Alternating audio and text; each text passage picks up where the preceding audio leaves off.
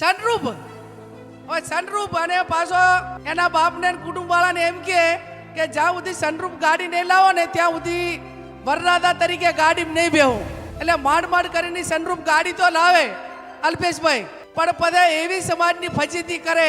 આ તો ઊભી વાટે કોઈ હોય કે ના હોય અને એકલો ને એકલો આમ કરતો જાય. આગેવાનો એક સ્ટેજ ઉપર આવે ને તોય સમાજ રાજી રહે. બીજું કાંઈ કરો કે ના કરો પણ એક ઠકાણે ભેગા સોટો ને તોય સમાજ રાજી રહે.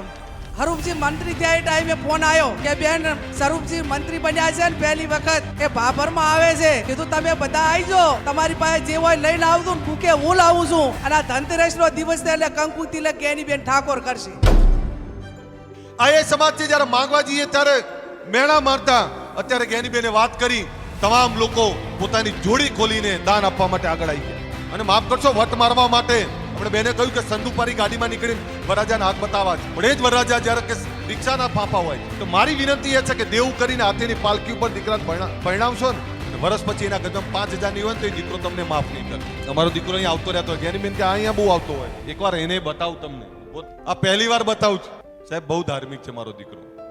દરેક સમાજોના સંગઠનો થાય, દરેક સમાજોના સ્નેહ મિલનો થાય. અને આપણામાં હેડલાઇન શું બને કે ભાજપ ને કોંગ્રેસના આગેવાનો ભેગા થયા. એવી હેડલાઇન કેમ ના બને કે સામાજિક આગેવાનો ભેગા થયા અને સામાજિક આગેવાનો ભેગા થઈ અને સમાજની ચિંતા અને સમાજના મંથન કરી આ સંદેશો કેમ ના બની શકે.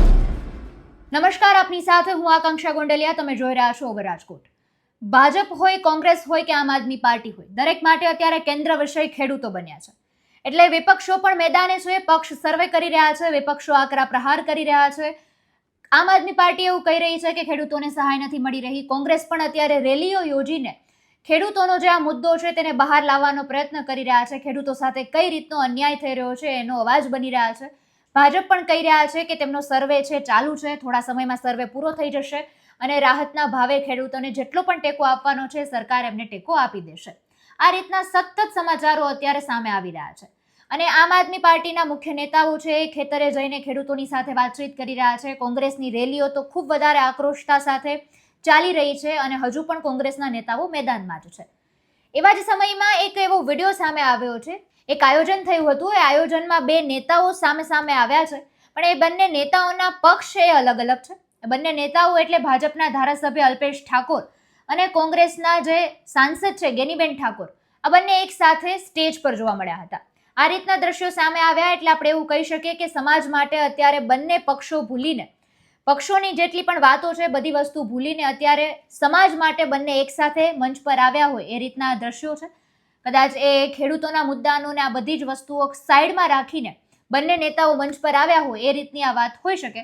પણ આ રીતના દ્રશ્યો આવતા અનેક સવાલો પણ ઊભા થયા છે અને લોકોને પણ થોડું આશ્ચર્ય લાગી રહ્યું છે. કારણ કે એક બાજુ ભાજપના ધારાસભ્ય છે અલ્પેશ ઠાકોર અને બીજી બાજુ કોંગ્રેસના સાંસદ છે ગેનીબેન ઠાકોર. એટલે આ રીતના દ્રશ્યો સામે આવ્યા છે. આ વિષય પર આપનું શું કહેવું છે કમેન્ટમાં જણાવજો. ફરી મળીશું. અમને રજા આપશો. નમસ્કાર.